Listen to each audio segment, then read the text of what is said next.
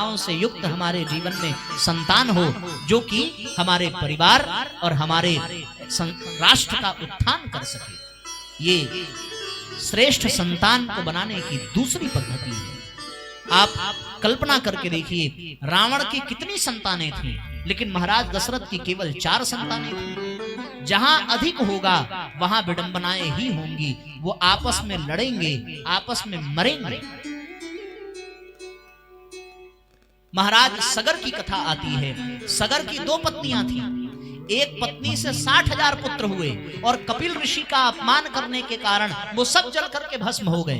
पर असमंजस नाम का उनका एक पुत्र जो दूसरी पत्नी से हुआ, केशनी पत्नी से हुआ, असमंजस, वो अकेला एक ही पुत्र उस कुल को तारने वाला हुआ और वही उस अश्वमेध के घोड़े को खोज करके ले आया। तब जाकर के महाराज सगर का अश्वमेध यज्ञ पूर्ण हुआ। हजारों की संख्या में पुत्र को जन्म दे देना ये बुद्धिमानी नहीं है। अगर श्रेष्ठ संतान चाहते हैं तो हम उत्तरदायित्व कम रखें, तभी उनको श्रेष्ठ संस्कार बना सकते हैं। धौम्य ऋषि कहते हैं, कर्म भी सद्भिरेव तत्कुलम संशोभते नृणाम।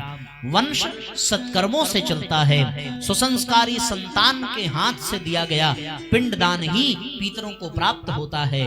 कोई कुपात्र यदि पिंडदान भी करे तो उससे पितर को कोई लाभ नहीं होता। धर्मज्ञ पुत्र ही, और धर्मज्ञ पुत्र कैसे होगा?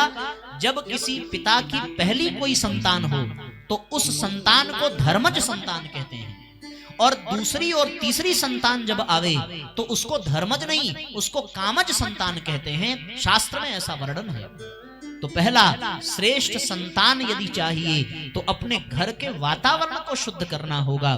दूसरा, श्रेष्ठ संतान यदि चाहिए तो अपने घर में कम से कम परिवार के सदस्यों को रखने पर विचार करना होगा। जितने कम बच्चे होंगे उतना ही हमारा कल्याण होगा। ये 2 सूत्र पावन प्रज्ञा पुराण में पूज्य गुरुदेव श्रेष्ठ संतान के लिए प्रदान करते हैं।